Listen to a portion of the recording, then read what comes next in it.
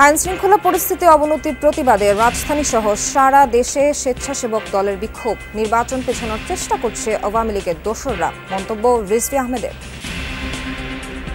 আপনারা যখন অপপ্রচার আর কুৎসায় নেমেছেন তখন বিএনপির নেতাকর্মীরা আহত নিহত পরিবারের পাশে দাঁড়িয়েছে। জুলাই পদযাত্রা নিয়ে দ্বীপ জেলা ভোলায় এনসিপি ৩ আগস্ট ইশতেহারে তুলে ধরা হবে নতুন বাংলাদেশের রূপরেখা, বললেন নাহিদ।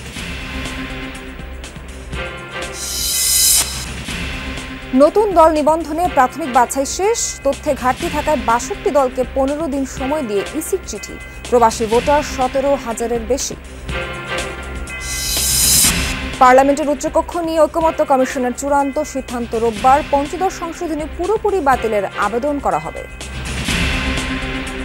শুধু পঞ্চদশ সংশোধনী এটা অসাংবিধানিক নয়, যে যেই সরকার গঠিত হয়েছে পঞ্চদশ সংশোধনীর মাধ্যমে সেই সরকারও অবৈধ।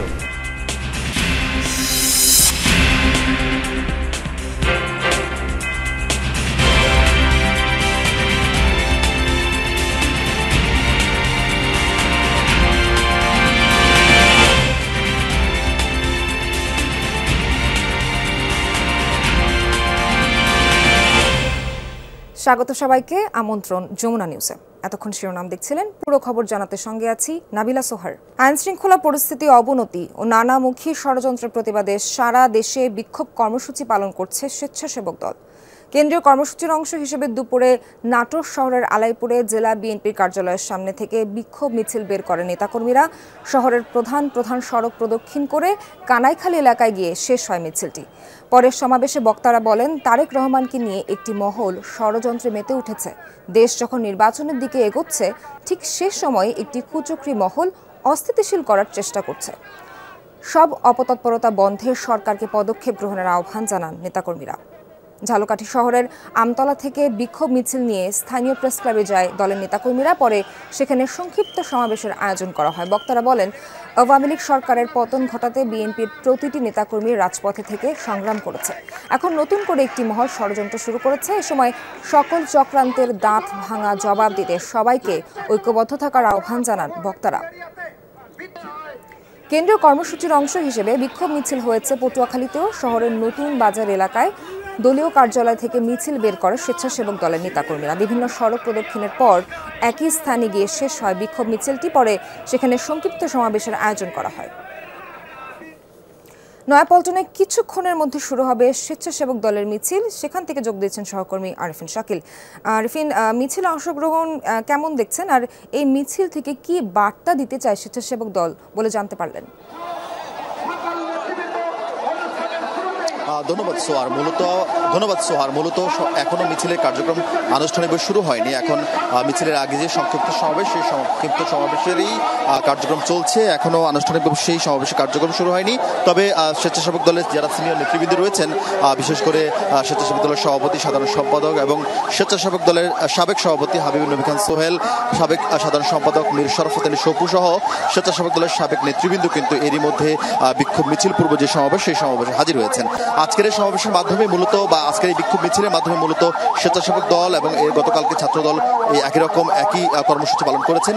তারা মূলত এই কর্মসূচির মাধ্যমে গত 10 মাস ধরেই সারা দেশে আইনশৃঙ্খলা বাহিনীর বা আইনশৃঙ্খলা পরিস্থিতির যে অবনতি হচ্ছে এবং নানান জায়গায় মব হচ্ছে, সেই সঙ্গে নানান জায়গায় মানুষ খুনের শিকার হচ্ছে, সেসব বিষয় নিয়ে সরকারের টানা যে ব্যর্থতা, সেই ব্যর্থতার বিষয়ে আসলে জনসাধারণকে সচেতন করা হচ্ছে এবং সরকারের উপর চাপ সৃষ্টি করতে যাচ্ছে, যাতে করে সরকার আইনশৃঙ্খলা পরিস্থিতি উন্নতির দিকে তারা নজর দেন এবং মানুষের জানমালের নিরাপত্তা যেন নিশ্চিত করা হয়।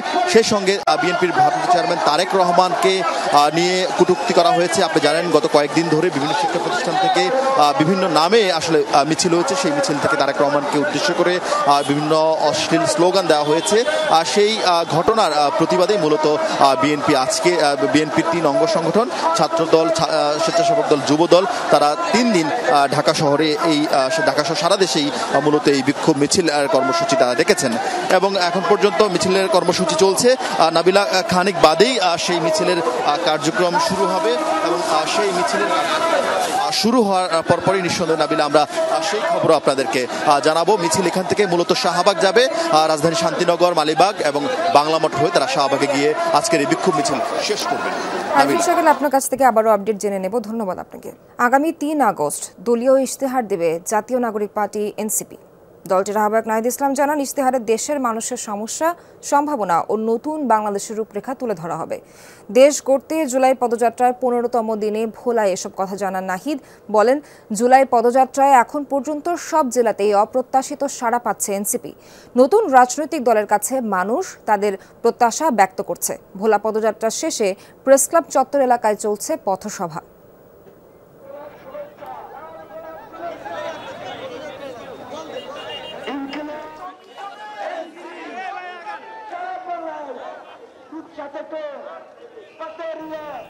পথসভায় কথা বলছেন এই মুহূর্তে নাহিদ ইসলাম, আমরা জেনে নিই তিনি কি বলছেন।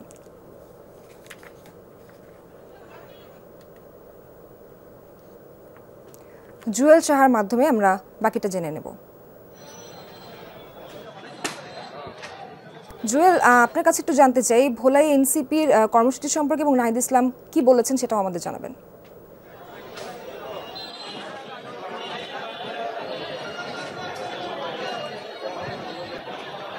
আমি আসলে আপনার প্রশ্নটা ঠিকমতো শুনতে পাইনি, তবে এইমাত্র কিন্তু যে এনসিবির যে পথসভা সেটি কিন্তু এইমাত্র শেষ হয়েছে এবং যে এনসিবির যেই কেন্দ্রীয় নেতারা এই অনুষ্ঠানে উপস্থিত ছিলেন তারা কিন্তু এইমাত্রই কিন্তু স্টেজ থেকে তারা চলে গেছেন এবং তারা দুপুরে লাঞ্চ শেষে তারা বরিশালে যাবেন এবং বরিশালে তাদের আরেকটি পথসভা রয়েছে, যেটি আমরা যতটুকু জানতে পেরেছি যে সন্ধ্যা ৬টার দিকে বরিশালে যেই পথসভা রয়েছে সেখানে যোগ দেবেন। এবং নাহিদ ইসলাম কিন্তু এই পথসভায়, ভোলার পথসভায় বক্তব্য রেখেছেন এবং তিনি কিন্তু ভোলার বিভিন্ন বিষয় নিয়ে কথা বলেছেন এবং জাতীয় বিভিন্ন ইস্যু নিয়েও তিনি কথা বলেছেন।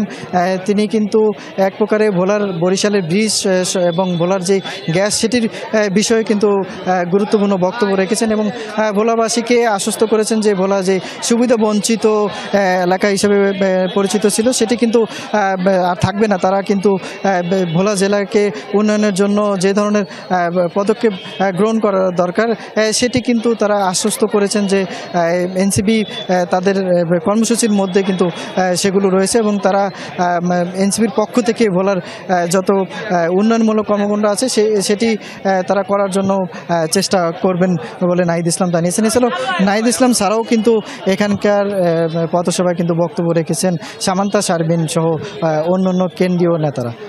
জুয়েল, আপনাকে ধন্যবাদ।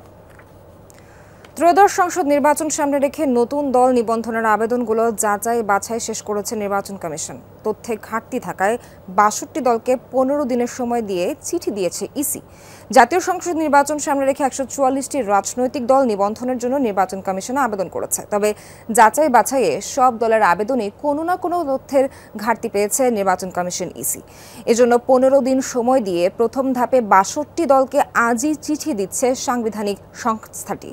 আর দ্বিতীয় ধাপে জাতীয় নাগরিক পার্টি এনসিপি সহ ৮২টি দলকে চিঠি দিবে ইসি। মঙ্গলবার নির্বাচন কমিশন সচিবালয় এ তথ্য নিশ্চিত করে। সেক্ষেত্রে ১৫ দিনের মধ্যে যেসব ত্রুটি বিচ্যুতি আছে সেসব পূরণ করতে হবে। দ্বিকক্ষ বিশিষ্ট আইনসভা নিয়ে মতৈক্য না হওয়ায় রোববার এ বিষয়ে চূড়ান্ত সিদ্ধান্ত জানাবে ঐকমত্য কমিশন। রাজনৈতিক দলগুলোর সাথে চলমান সংলাপের ১৪তম দিনে দ্বিকক্ষ বিশিষ্ট আইনসভা নিয়ে আলোচনা হয়েছে। ২/৩ দল পিআর পদ্ধতিতে উচ্চকক্ষ গঠনের পক্ষে রায় দিয়েছে। একটি দলের জন্য কমিশনের সিদ্ধান্ত আটকে গেলে সেটা অন্যায় এবং বৈষম্য হবে এ মন্তব্য করেছেন জামায়াতের নায়েবে আমির সৈয়দ আব্দুল্লাহ মোহাম্মদ তাহের। দ্বিকক্ষ বিশিষ্ট আইনসভায় বেশিরভাগ দল একমত, তবে উচ্চকক্ষের গঠন ক্ষমতা এখতিয়ার নিয়ে সমঝোতায় পৌঁছানো যায়নি।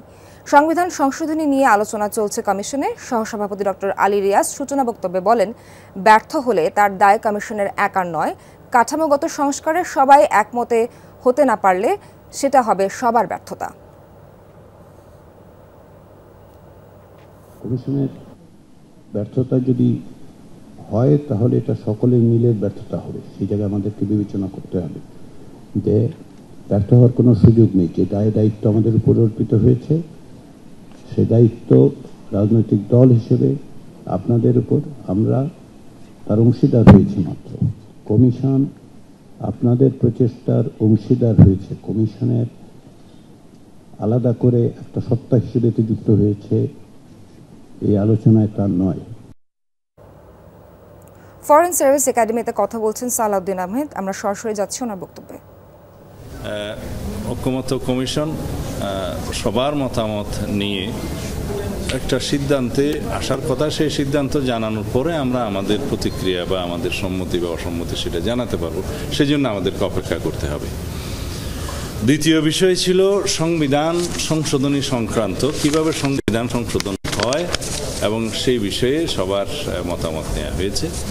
তবে সুখের বিষয়, আমি একটা অ্যাডিশনাল প্রস্তাব দিয়েছিলাম, সেটা মোটামুটি সবাই গ্রহণ করেছে। সেটা হয়তো ঐক্যমত্য কমিশন যখন এখানে প্রেস ব্রিফিং আপনাদের সামনে করবেন তখন হয়তো ওনারা বলতে পারে।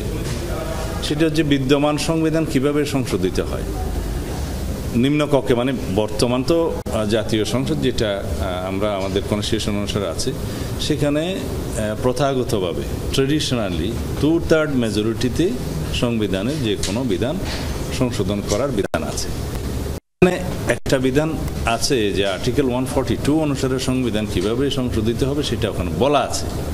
তার মধ্যে বলা আছে যে সংবিধানের প্রস্তাবনা আর্টিকেল 8, 48, 56 এবং 142 ইটসেলফ, এখানে যদি কোনো সংশোধনী আসে, পরিবর্তন আসে, সেটা পাশ হওয়ার পরেও রাষ্ট্রপতির সিগনেচারের আগে সেটা গণভোটে দিতে হবে। সেই গণভোটের বিধানটা এই জন্যে রাখা হয়, এই যে যেমন প্রস্তাবনা সংবিধানের একটা মৌলিক বিষয়, এবং আর্টিকেল 8 হচ্ছে সে রাষ্ট্র পরিচালনার মূলনীতি, আর্টিকেল 48 হচ্ছে এটা রাষ্ট্রপতি সংক্রান্ত, 56 প্রধানমন্ত্রী সংক্রান্ত সংসদীয় ব্যবস্থা থাকবে কি থাকবে না এই সংক্রান্ত, এবং 142 হচ্ছে যেভাবে সংবিধান সংশোধিত হয় সেই বিধান সংক্রান্ত। তো এগুলো অত্যন্ত গুরুত্বপূর্ণ। এখানে যদি কোনো চেঞ্জ আসতে হয় তাহলে সংবিধানে উল্লেখ করা আছে এগুলো আবার জনগণের কাছে যেতে হবে গণভোটের জন্য। এখানে আমি প্রস্তাব করেছি পঞ্চদশ সংশোধনের পুরোপুরি বাতিল চেয়ে আদালতে আপিল করা হবে, জানালেন নির্বাচন ব্যবস্থা সংস্কার কমিশনের প্রধান doctor Badiul Alam Majumdar. Foreign service একাডেমিতে এক ব্রিফিংয়ে তিনি বলেন, ক্ষমতা চিরস্থায়ী করতে সংবিধানে পঞ্চদশ সংশোধনী আনেন শেখ হাসিনা। সবার মতামত অগ্রাহ্য করে তা পাশ করা হয়, এমনকি যে কমিটি গঠন করা হয়েছিল তাদের প্রস্তাবও গ্রহণ করা হয়নি। পঞ্চদশ সংশোধনী বাতিল করে দেওয়ার রায় গণতন্ত্র পুনরুদ্ধারে মাইলফলক বলে জানান তিনি। আরও বলেন, রায় সন্তুষ্ট হলেও কিছু বিষয়ে অসঙ্গতি রয়েছে, তাই চলতি মাসে পুরো সংশোধনীর বাতিল চেয়ে আপিল করা হবে। গত মঙ্গলবার পঞ্চদশ সংশোধনী আংশিক বাতিল করে পূর্ণাঙ্গ রায় প্রকাশ করে হাইকোর্ট। সংবিধান তো জনগণের মতামতের প্রতিফলন। এছাড়াও যেই সকল বিশেষজ্ঞদেরকে ডাকা হয়েছিল তাদের মতামত উপেক্ষা করা হয়েছে। সর্বোপরি যে একটা বিশেষ সংসদীয় কমিটি গঠিত হয়েছিল 15 সদস্যের, এবং তার 12 জনই ছিলেন সরকার দলীয়, তারা সর্বসম্মতভাবে তারা সুপারিশ করেছিলেন তত্ত্বাবধায়ক সরকার রেখেই সংবিধান সংশোধন। এই সব উপেক্ষা করে পঞ্চদশ সংশোধনী পাশ করা হয়, এবং পঞ্চদশ সংশোধনী পাশ করার মাধ্যমে তত্ত্বাবধায়ক সরকার ব্যবস্থা বিলুপ্ত হয়, যার মাধ্যমে যে ক্ষমতা চিরস্থায়ী করার একটা ব্যবস্থা হয়। আওয়ামী লীগ সরকারের আমলে বিদ্যুৎ কেন্দ্র সংক্রান্ত দেশি বিদেশি সব চুক্তি পর্যালোচনায় আইনি সহায়তার অনুমোদন দেওয়া হয়েছে, জানিয়েছেন অর্থ উপদেষ্টা। এ সময় অর্থ ও খাদ্য উপদেষ্টা দাবি করেন, দেশে খাদ্য মজুদ স্থিতিশীল। বড় বন্যা হতে পারে মাথায় রেখে সরকারিভাবে 4 লাখ টন চাল আমদানির সিদ্ধান্ত হয়েছে। দুপুরে সচিবালয়ে অর্থনৈতিক বিষয় ও সরকারি ক্রয় সংক্রান্ত উপদেষ্টা পরিষদ কমিটি এবং খাদ্য পরিকল্পনা ও পরিধারণ কমিটি FPMCর সভা শেষে এসব সিদ্ধান্ত জানান তারা। অর্থ উপদেষ্টা বলেন, দেশে ধান, চাল, গম সহ খাদ্য মজুদ সন্তোষজনক। আর কি কি কেনা হবে তা নিয়ে আলোচনা হয়েছে। আন্তর্জাতিক বাজারে চালের দাম কমেছে, প্রয়োজনে কেনা হবে। খাদ্য উপদেষ্টা জানান, 15 টাকা কেজি দরে 55 লাখ পরিবারকে 6 মাস চাল দেওয়া হবে। মাসে তারা 30 কেজি পাবেন।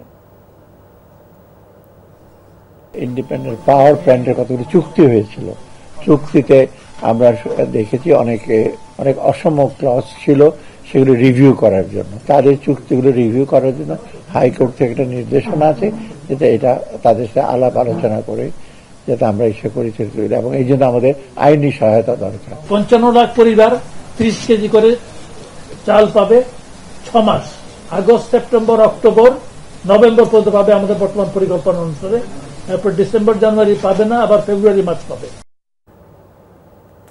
জাতীয় রাজস্ব বোর্ডের কর বিভাগের 5 যুগ্ম কর কমিশনার ও 3 উপকর কমিশনারকে সাময়িক বরখাস্ত করা হয়েছে। কর্মকর্তারা হলেন কর অঞ্চল 2 এর যুগ্ম কর কমিশনার মাসুমা খাতুন, কর অঞ্চল 15 এর মুরাদ আহমদ, কুষ্টিয়া কর অঞ্চলের মোহাম্মদ মোর্শেদ উদ্দিন, নোয়াখালী কর অঞ্চলের মোনালিসা শাহরিন সুস্মিতা ও কক্সবাজারের কর অঞ্চলের যুগ্ম কর কমিশনার আশরাফুল আলম প্রধান। এছাড়া উপকর কমিশনার শিহাবুল ইসলাম, রংপুরের নুসরাত জাহান শমী ও কুমিল্লার উপকর কমিশনার ইমাম তৌহিদ হাসান শাকিব। এর আগে 10 জুলাই জাতীয় রাজস্ব বোর্ডের চেয়ারম্যানের পদত্যাগ ও সংস্কার আন্দোলন ইস্যুতে সংস্থাটির চেয়ারম্যান আব্দুর রহমান খানের কাছে নিঃশর্ত ক্ষমা চান আন্দোলনে অংশ নেওয়া প্রায় 200 কর্মকর্তা কর্মচারী। এনবিআর সংস্কার ঐক্য পরিষদের ব্যানারে যে আন্দোলন হয়েছিল তার সঙ্গে এরা সবাই যুক্ত ছিলেন। চুয়াডাঙ্গার বিতর্কিত সিভিল সার্জন ডাক্তার হাদি জিয়াউদ্দিনের বিরুদ্ধে ওঠা নানান অভিযোগের তদন্ত করছে স্বাস্থ্য বিভাগ। তার ব্যক্তিগত clinic doctors care and specialized হাসপাতালে সরেজমিন তদন্তের কথা জানিয়েছেন তদন্ত কমিটির সভাপতি ডাক্তার আব্দুল মান্নান। যমুনা নিউজকে তিনি জানান, ডাক্তার হাদির বিরুদ্ধে যত অভিযোগ তার সবকিছু নিয়েই তদন্ত চলছে। বৃহস্পতিবার থেকে চুয়াডাঙ্গায় তারা সরেজমিন তদন্ত শুরু করেন। আজ আলমডাঙ্গা উপজেলায় তার ব্যক্তিগত ক্লিনিকে গিয়েছেন তারা। ডাক্তার হাদির দুর্নীতি নিয়ে 2 দফায় অনুসন্ধানী প্রতিবেদন প্রচার করে যমুনা টেলিভিশন। 2024-এ তিনি আলমডাঙ্গা উপজেলার স্বাস্থ্য কর্মকর্তা থাকা অবস্থায় অবৈধভাবে ওই হাসপাতাল চালু করেন। সরকারি হাসপাতালের রোগীদের তিনি পাঠাতেন নিজেদের ক্লিনিকে। 5 আগস্টের পর ওই জেলারই সিভিল সার্জন করা হয় তাকে। সবশেষ স্বাস্থ্য সহকারী নিয়োগ পরীক্ষায় ব্যাপক অনিয়ম দুর্নীতির অভিযোগও তার বিরুদ্ধে। পরে ওই পরীক্ষার ফলাফল 6 মাসের জন্য স্থগিতের আদেশ দেন হাইকোর্ট।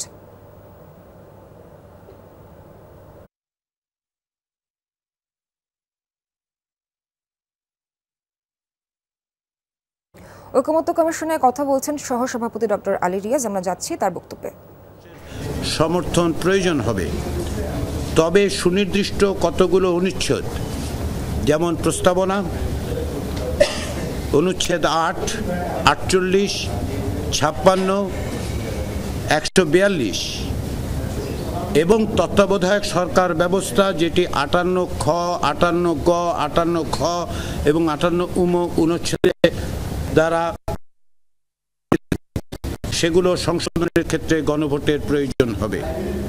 আমরা এখানে সরকার ব্যবস্থা ভবিষ্যতে পরিবর্তনের জন্য সংবিধানে অন্তর্ভুক্ত হওয়া এবং সময়ে যদি সংশোধনের প্রয়োজন হয় বা কোনো উদ্যোগ থাকে, তার জন্য আমরা গণভোটের কথা বলেছি। এই বিবেচনার থেকে দলগুলোর মধ্যে তত্ত্বাবধায়ক সরকার ব্যবস্থা পুনঃপ্রতিষ্ঠার ব্যাপারে কোনো রকম দ্বিমত নেই। আমরা আশা করছি আগামী সপ্তাহে আমরা তত্ত্বাবধায়ক সরকারের প্রধান কিভাবে নিযুক্ত হবেন, কিভাবে নিয়োগ করা হবে সেটা নিষ্পত্তি করতে পারব। যে কোনো প্রক্রিয়াতে আসলে আমাদের তত্ত্বাবধায়ক সরকার ব্যবস্থা পুনঃপ্রতিষ্ঠার একটা সিদ্ধান্ত, ঐকমত্য তৈরি করতে হবে। আমরা আশা করি সেটা তৈরি করতে পারব। সে কারণেই সংবিধান সংশোধনের ক্ষেত্রে আমরা স্পষ্টভাবে অধিকাংশ রাজনৈতিক দলের সঙ্গে এই জায়গায় একমত হওয়া গেছে যে প্রস্তাবনা, অনুচ্ছেদ 8, 48, 56, 142-এর পাশাপাশি তত্ত্বাবধায়ক সরকার চাকরি ফেরত এবং দোষীদের বিচার সহ 4 দফা দাবি জানিয়েছেন ওমান ফেরত প্রবাসীরা। দুপুরে রাজধানী ঢাকা রিপোর্টার্স ইউনিটির এক সংবাদ সম্মেলনে এই দাবি জানান তারা। বক্তারা বলেন, 2009 সাল থেকে ওমানের বাংলাদেশ দূতাবাস পতিত ফ্যাসিবাদ সরকারের দলীয় কার্যালয় বানিয়ে রাখা হয়েছিল। সে দোসররা এখনও দায়িত্ব পালন করছে। অভিযোগ, ফ্যাসিবাদের দোসরদের ষড়যন্ত্রের শিকার হয়ে ব্যবসা ও চাকরি হারিয়েছে প্রায় 2 শতাধিক ব্যক্তি। ওমান থেকে তাদের ফিরতে হয়েছে দেশে। তারা বর্তমানে বেকার। কয়েকজন ব্যবসায়ীকে এই মাসের মধ্যে ফেরত পাঠাতে চায় ওমান। তাদের বিষয়ে সরকারের হস্তক্ষেপ কামনা করেন ভুক্তভোগীরা।